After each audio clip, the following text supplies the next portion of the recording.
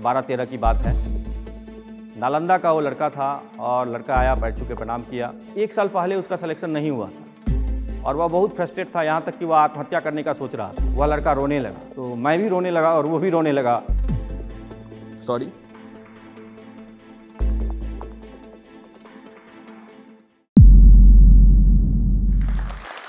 मेरा नाम आशीष मिश्रा हुआ। बेसिकली मैं सुपौल, छातापुर, रायसोरी से बिलोंग करता हूँ। मेरी हाई स्कूल की पढ़ाई कोडियापट्टी हाई स्कूल से हुई 2002 में। फिर मैं 2002 यानी कि 2002 में पटना आ गया और 2002 में मेरा एडमिशन हुआ कॉलेज ऑफ कॉमर्स में 12th की पढ़ाई के लिए। वहाँ से जो एक जर्नी शुरू हुई पढ़ाई को लेके खासकर, और एक जो बहुत बड़ा गैप मैंने देखा बिहार बोर्ड के बच्चों में, और जब आते हैं हम लोग इंजीनियरिंग मेडिकल का प्रिपरेशन करते हैं तो एक बहुत बड़ा गैप आता है लैंग्वेज का। तो वहीं से मैंने सोचना शुरू किया कि कुछ ऐसा किया जाए कि बच्चों को ये दिक्कतें ना आए, क्योंकि हमारे साथ जितने भी लोग आए थे, हमसे पहले भी और हमारे बाद भी ये समस्या होती है कि लैंग्वेज प्रॉब्लम बहुत ज़्यादा होता है। लोग बिहार बोर्ड से पढ़ के आते हैं, वो अचानक से इंग्लिश मीडियम में जाते हैं, और इंजीनियरिंग मेडिकल की पढ़ाई आप कहीं भी जाएंगे, किसी भी कोचिंग में जाएंगे तो इंग्लिश मीडियम में ही होती है। तो वहाँ से जो मुझे समस्या आई समझने में, बेसिकली बेसिक फंडामेंटल्स को समझने में, तो मुझे लगा कि कुछ ऐसा किया जाए ताकि और बच्चों को ये समस्या ना आए। तो मैं उसी पे काम करना शुरू किया। 10th तक मुझे लग रहा था कि चीज़ों को रट के काम किया जा सकता है, लेकिन बाद में मुझे लगा कि नहीं, इतनी मोटी-मोटी बुक आती है। आप केमिस्ट्री की ही बात करेंगे तो केमिस्ट्री में 3 वॉल्यूम है, ऑर्गेनिक, इनऑर्गेनिक, फिजिकल, और सबकी बहुत मोटी-मोटी वॉल्यूम है, तो आप उसको रट नहीं सकते हैं। तो मुझे लगा कि समझने पे काम किया जाए, और फिर मैं इस बात को स्टूडेंट पे अप्लाई किया कि किस तरह से उसको समझाऊँ ताकि बेसिकली उसको फंडामेंटल्स में दिक्कत नहीं हो और आईआईटी मेडिकल कम्पीट करने में दिक्कत नहीं हो। तो यहीं से मेरा जर्नी शुरू हुआ, और मैं जैसे ही 12th में आया मुझे जो दिक्कतें हुई, मैं सोचा कि दूसरे बच्चों को ये दिक्कत ना हो, इसी पे मैंने वर्क किया, और आज मैं एपेक्स क्लास चला रहा हूँ। और ये तो मैं नहीं कर सकता हूँ कि नॉर्थ बिहार में मैं क्या हूँ, लेकिन कुछ तो हूँ जो आज यहाँ इस प्लेटफॉर्म पे आया हूँ। तो बहुत खुशी हो रही है। आज एपेक्स क्लासेस मुजफ्फरपुर में मैं 8 साल से चला रहा हूँ। हर ईयर मैं इंजीनियरिंग और मेडिकल में अच्छा रिजल्ट दे रहा हूँ, खास करके आईआईटी और नीट जैसे एग्जामिनेशन में। मैं 2002 में 12th में एडमिशन लेने के बाद मेरा 2002 टू 2004 मैं कॉलेज ऑफ कॉमर्स से मैथ्स में इंटर किया। उसके बाद ग्रेजुएशन की पढ़ाई भी कॉलेज ऑफ कॉमर्स से ही हुई, और ग्रेजुएशन के दरमियान ही मेरे दिमाग में लगा कि कुछ किया जाए, और मैं individual physical chemistry bye Ashish Mishra के नाम से बाजार समिति में पढ़ाने लगा पटना में। और फिर उसी समय लगभग साल भर पढ़ाने के बाद मेरे दिमाग में आया कि एक सब्जेक्ट पढ़ा के मैं बच्चों को रिजल्ट नहीं दे सकता। तो मैं कैरियर क्लासेस के नाम से बाजार समिति हाट पे कोचिंग करना शुरू किया, और ऑल सब्जेक्ट की पढ़ाई मैंने उस समय, तो मेरी उम्र कम थी, समझ भी कम थी, तो मैं उस तरह से चीज़ों को हैंडल नहीं कर पा रहा था। लेकिन फिर भी मैंने पटना में 3 साल तक अपना कोचिंग चलाया। 12-13 की बात है। नालंदा का वो लड़का था और लड़का आया, पैर छू के प्रणाम किया। एक टीचर को तो समाज में सम्मान मिलता ही है, और मैं उससे पूछा कि कैसा रहा तुम्हारा रिजल्ट, तो बोला कि सर मेरा आईआईटी में सिलेक्शन हो गया।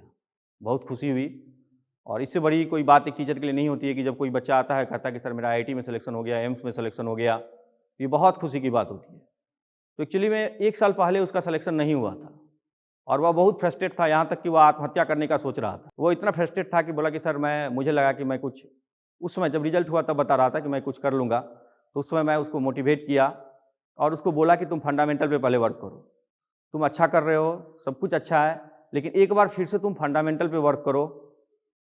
और उसने मेरा बात माना और फंडामेंटल पे वर्क किया। अच्छा रैंक आया उसका आईआईटी में। मुझे ये नहीं पता था कि वह किस पारिवारिक बैकग्राउंड, किस फैमिली बैकग्राउंड से बिलोंग करता है, लेकिन उस दिन जब रिजल्ट आया वह मेरे पास बैठा हुआ था। हम लोग 2-3 लोग ऑफिस में थे। पटना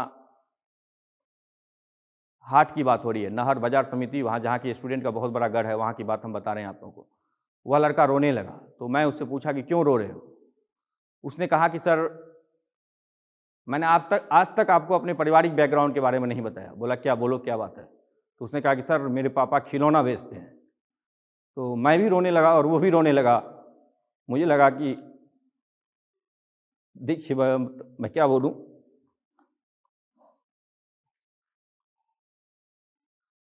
तो ये सारी बात जो 2013 में घटी, तो मुझे लगा कि नहीं, गरीब बच्चों के लिए कुछ किया जाना चाहिए। और उस दिन से मेरे अंदर एक्सप्रेशन आया और मैं काम कर रहा हूँ। अभी भी मेरे पास जो आता है और कहता है कि सर मेरे पास कुछ नहीं है, तो मैं उसे फ्री में पढ़ाता हूँ, यहाँ तक कि रहने खाने का भी व्यवस्था करता हूँ। सॉरी।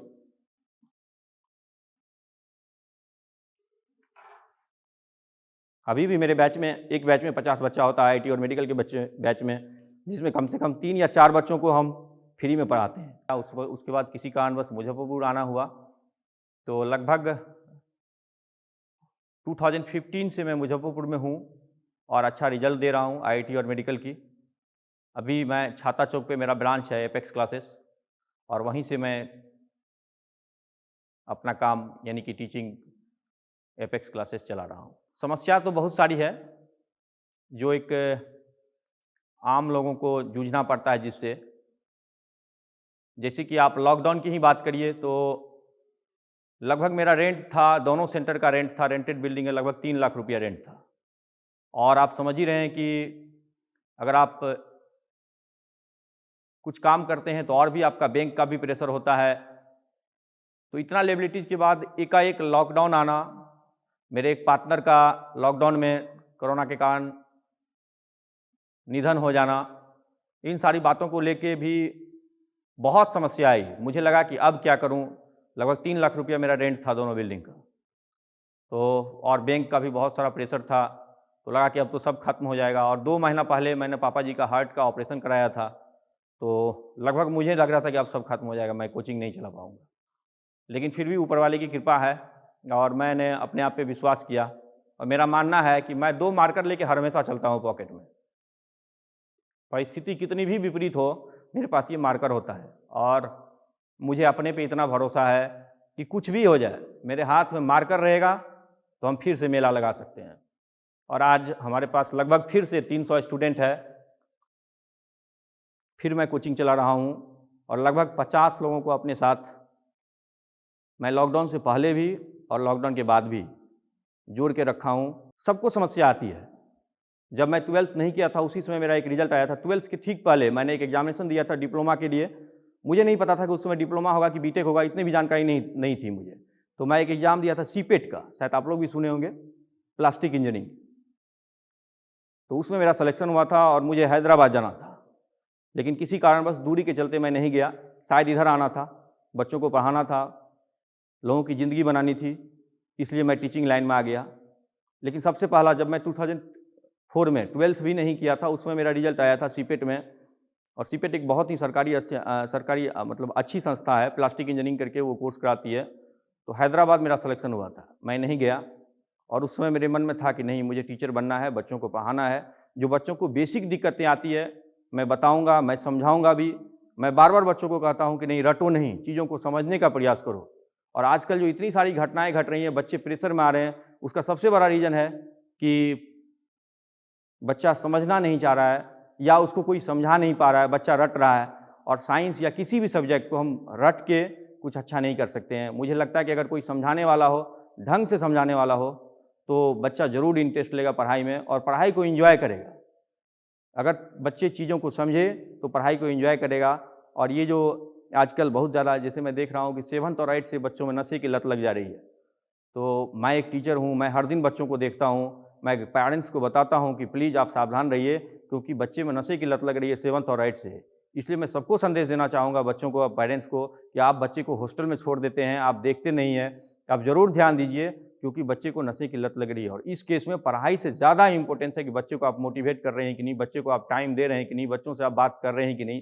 तो एज ए टीचर मैं हर एक पेरेंट्स को, सभी पेरेंट्स को ये मैसेज देना चाहता हूँ कि आप इन सभी चीज़ों पे वर्क करें। पढ़ाने से ज़्यादा टीचर को अभी बच्चों से बात करना चाहिए, क्योंकि समय इतना बदल गया है। बच्चे के पास पूरी दुनिया को देखने के लिए मोबाइल है, वो कुछ भी सर्च कर सकता है, सर्च करते करते करते कभी कभी नॉर्मल से नॉर्मल की तरफ वो चला जाता है। तो इन सारी बातों पे ध्यान रखिए, बच्चों पे ध्यान दीजिए, क्योंकि वही आपकी पूंजी है। आप कितना भी कमा लेंगे, अगर बच्चा नहीं बना तो वो सब बेकार है।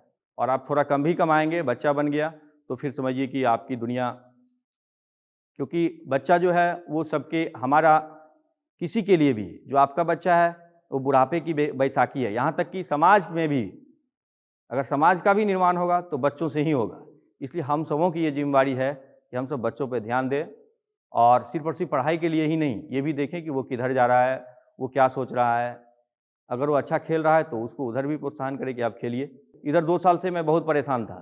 पापा जी को कैंसर हो गया, लॉकडाउन हो गया, और आप जान रहे हैं कि टीचिंग संस्था सब, लगभग जो भी टीचिंग कोचिंग संस्थान है वो सब खत्म हो चुका था लॉकडाउन को लेके, क्योंकि इतना बड़ा सेटअप होता था सबके पास, टीचर को सैलरी देना, स्टाफ को सैलरी देना।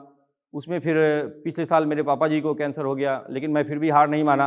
मैं उनको ट्रीटमेंट कराया दिल्ली से, इधर कोचिंग भी चल रहा था मेरा, मैं उनका ट्रीटमेंट भी करा रहा था। फिर इधर हाल फिलहाल में मुझे तो ये समझ में नहीं आती है कि सरकार क्या सोच रही है।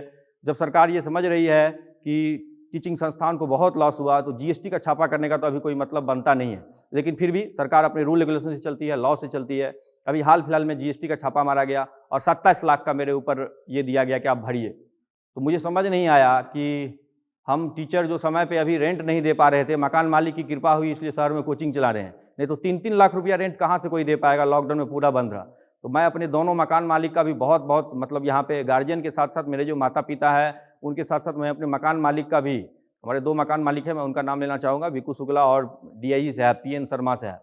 उन लोगों का बहुत सहयोग मिला और मैं आज कोचिंग चला रहा हूँ। फिर इधर जीएसटी की समस्या आई, उससे भी मैं लड़ा हूँ और शायद अब उसका भी समाधान हो जाएगा।